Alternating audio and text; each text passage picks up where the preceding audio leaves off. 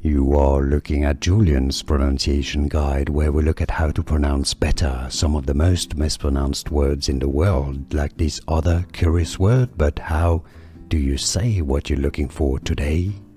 A beautiful word here from French originally. I love this word. Yes, in French it's capable. That's the etymology of the word, but it's not pronounced capable in English anymore. Rather, the pronunciation is as capable. Let's break it down.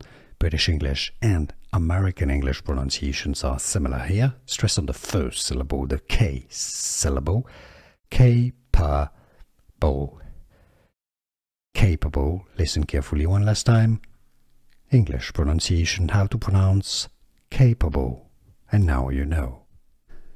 Here are more videos on how to pronounce more confusing words and names too many mispronounced. Like this video if you found it useful. I appreciate your support. I'll see you soon and thanks for watching.